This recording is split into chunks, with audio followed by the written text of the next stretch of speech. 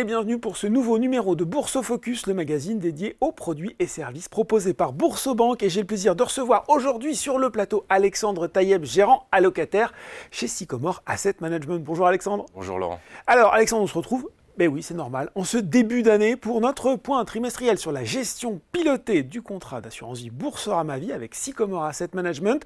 L'occasion de parler bien sûr de ce dernier trimestre 2023, mais aussi on va évoquer un petit peu les premiers mois de 2024.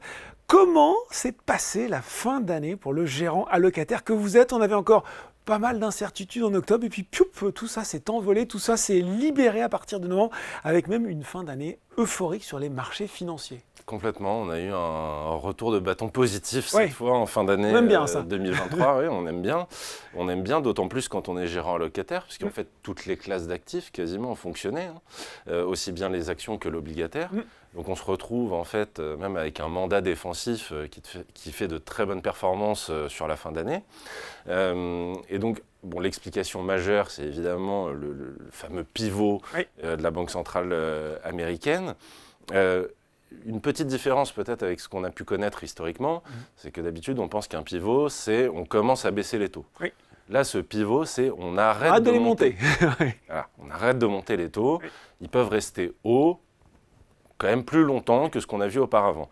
Et la raison principale, c'est que la situation économique, en particulier aux États-Unis, mais en Europe aussi, est très bonne pour les États-Unis et plutôt bonne pour l'Europe. En fait, l'Europe est dans une phase de croissance molle. On a même vu un trimestre de stagnation au global pour l'Europe, en particulier en France et en Allemagne, qui sont censés être les locomotives. Les locomotives de la zone, bah oui. Donc, au final, on devrait avoir moins de baisse de taux que ce qui est attendu par le marché, mais parce que la situation est bonne. Oui. Et donc le marché, je pense, est en train de prendre conscience que la situation économique et la récession qu'il attendait tant et tant, finalement est encore repoussée. Et que cette année 2024 qui se présente devant nous devrait être une bonne année économique également. Donc dans ce cadre-là, on a un retour sur la prise de risque, sur le marché action, mais aussi sur le marché obligataire, avec une attente qui est la suivante. Mon monétaire, mon fonds euro, dans un contexte où potentiellement les taux vont baisser, vont devenir moins intéressants, donc je reprends petit à petit du risque. Et donc là, on a le marché, on a eu, on va dire, plus précisément 2 pans du marché qui ont très très bien surperformé. Les valeurs technologiques, j'allais dire une fois n'est pas coutume, mais je pense qu'on va avoir l'occasion d'y revenir.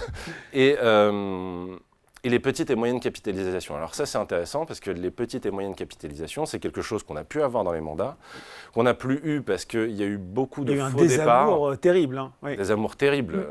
À un moment donné, quand les taux étaient très hauts, les gens ne voulaient plus prendre le risque d'aller sur les petites et moyennes capitalisations, même si les niveaux de croissance étaient plutôt bons, encore une fois. Il y avait vraiment ce désintérêt complet sur la classe d'actifs. Et on a eu un redémarrage en novembre-décembre.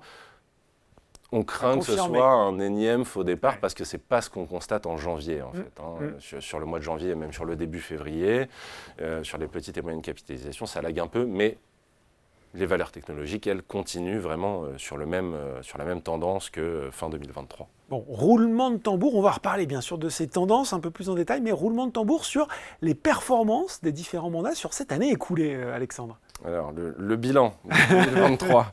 Là où je suis le plus satisfait, et j'espère que les clients le sont aussi, c'est sur le défensif qui affiche 8,60 net de frais de performance, grâce notamment à notre exposition sur la classe active crédit, donc les obligations d'entreprise. Qui ont vu leur taux de rendement baisser au fur et à mesure de l'année et qui font une très très bonne performance donc sur l'année. Le prix de ces obligations-là n'a fait quasiment que monter sur l'année. Et un supplément de performance évidemment qui vient de la partie action, mais qui est relativement faible dans le mandat défensif. Le mandat équilibre affiche une performance de 10%, et le dynamique qui lui est, j'allais dire presque totalement en action, mais qui est plutôt autour de 75% action, affiche plus 11,30, là aussi net de frais. Et donc en fait, ce qu'on peut noter quand même, en tout cas la petite frustration que j'ai, c'est qu'il y ait les performances ne sont pas trop dispersées. Oui.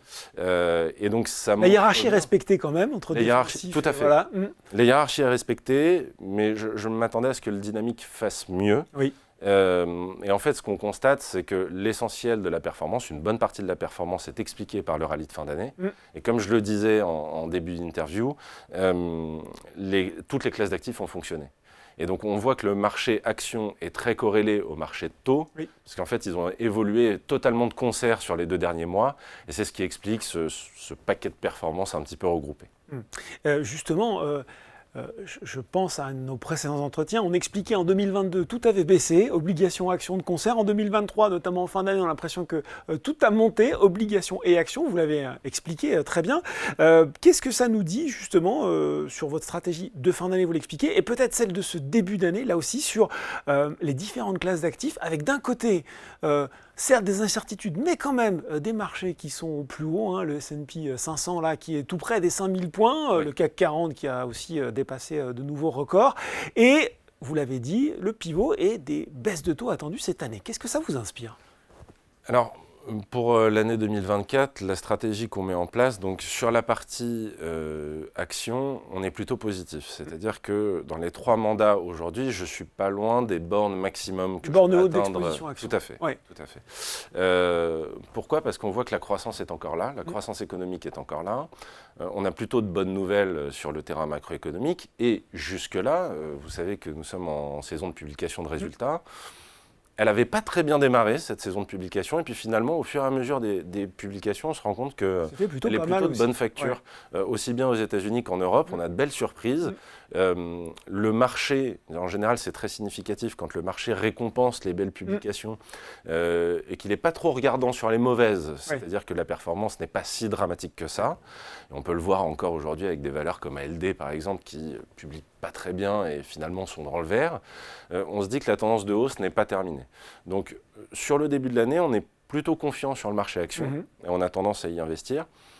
Sur la partie obligataire, ce que je vous disais tout à l'heure, on était très exposé sur les obligations d'entreprise, mais au fur et à mesure de l'année 2023, le rendement a baissé. Donc aujourd'hui, on équilibre un peu plus entre obligations d'entreprise d'un côté et obligations d'État de l'autre, qui devraient faire une performance, j'allais dire, on s'attend toujours à ce qu'il y ait un supplément de performance sur les obligations d'entreprise, mais presque équivalent. Disons qu'il y aura moins de différentiel entre les deux. Donc on équilibre un peu plus et c'est là où on atténue notre risque. On a déjà le risque action. On ne va pas en plus prendre totalement le risque obligation d'entreprise. On se laisse un coussin avec les obligations souveraines et éventuellement un petit peu de monétaire. Bon, on le sait, Alexandre, cette gestion pilotée avec Sycomore Asset Management, elle est responsable, c'est la marque de fabrique, c'est l'ADN de Sycomore. Et on a eu là aussi l'occasion d'évoquer précédemment au cours de cette année les difficultés de certaines valeurs responsables. On pense notamment à la clean tech, alors que, vous l'avez dit de l'autre côté, celles qu'on appelle désormais les Magnificent Seven récoltaient à la fois des résultats incroyables, des performances boursières incroyables. Là aussi, qu'est-ce que ça vous inspire ? Est-ce qu'on peut voir un rattrapage notamment des valeurs vertes cette année ou est-ce que ça va rester compliqué ? Alors, il va falloir quand même avoir beaucoup d'éléments pour avoir un rattrapage des valeurs vertes sur les 7 magnifiques. Bon, déjà, le premier point, c'est que investir de manière responsable, c'est quasiment investir sur l'ensemble de la cote. On n'est pas limité qu'à un segment, il faut le rappeler. Absolument. Donc, il y a eu effectivement des difficultés sur la partie renouvelable, sur les valeurs vertes en général, vous l'avez dit, la clean tech, parce qu'elles ont beaucoup souffert de la remontée des taux violente, même plus que la tech. Parce que, en fait, la tech et notamment les 7 magnifiques, ils sont géniaux parce qu'ils prennent toutes les phases de marché. Il y a toujours une justification pour qu'ils montent. À un moment donné, c'est des valeurs défensives, puis c'est des valeurs cycliques. Ça change tout le temps, mais ça monte à chaque fois. Et ça monte parce qu'on a une visibilité sur la croissance à venir, notamment, qui est très, très solide. Ce qu'on n'a pas forcément sur la partie renouvelable aujourd'hui. Donc, on voit des plans de relance très très forts des États sur cette partie-là, mais pour l'instant, ça ne se traduit pas en croissance forte et en bénéfice sur ces entreprises-là. Donc je pense qu'il y a évidemment le contexte, si on passe dans un contexte de baisse de taux, ça va leur être favorable. Est-ce qu'il va y avoir un rattrapage par rapport à la tech ? Très honnêtement, je ne sais pas. Ce que je peux vous dire, c'est qu'on va rester investi sur la tech. On a un petit peu de valeurs vertes, mais ça a plutôt eu tendance à se réduire dans les mandats, tout simplement parce que on suit la tendance, on fait ce qu'on appelle du momentum. Et un dernier point que je voulais mentionner, on le voit de plus en plus, cette espèce de domination de la gestion passive de plus en plus, qui alimente cette magnifique, qui sont des méga caps. Et dès que vous mettez sur un ETF Nasdaq, en fait, il y a 40% de l'argent que vous mettez sur cet ETF qui va sur cette magnifique. Donc en fait, la hausse s'auto-alimente.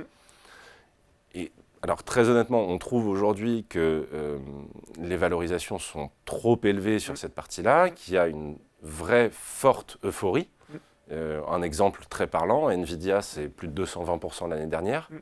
On est début février, c'est déjà 41% de performance. On a vu l'envolée de Meta aussi lors de la publication de ses résultats. Voilà. Donc voilà, il y a vraiment des envolées, il y a une euphorie très très forte. Donc on garde pour suivre la tendance, au moindre retournement, on réduira la position forcément. Et donc ce que je voulais juste terminer là-dessus, on peut investir de manière responsable sur la technologie. Typiquement, on a un fonds chez Sycomore qui se retrouve dans les mandats Boursorama, qui s'appelle Sycomore Sustainable Tech, qui investit dans la tech, mais qui exclut la plupart des 7 magnifiques. D'accord. Et là, on se dit, mais comment faire de la performance avec ça ? C'est ce que j'allais vous demander, oui. Et ben, en fait, il fait plus de 40% de performance l'année dernière, ce qui est plutôt un bon chiffre. Ça marche quand même. Ça marche quand même grâce à des valeurs, des secteurs comme la cybersécurité, comme le cloud. Et donc, on a des choses comme ça, même des semi-conducteurs. Typiquement, dans les 7 magnifiques, Nvidia passe nos filtres. Et voilà, on ne va pas avoir Meta, on ne va pas avoir Amazon. Et donc, ça ne nous empêche pas de faire de la performance. Donc voilà, l'ISR, oui, les valeurs vertes ont souffert, ça ne veut pas dire que tout l'ISR a souffert. Et on le voit avec les performances de l'année dernière, tout simplement. Bon ben voilà, puis de toute façon, là aussi, on se retrouvera tous les trimestres pour commenter l'évolution des marchés et de la gestion pilotée Sycomore Asset Management. Merci beaucoup Alexandre pour toutes vos réponses. Merci à vous. Bourse Focus, c'est fini pour aujourd'hui, mais on se retrouve très bientôt pour un nouveau numéro.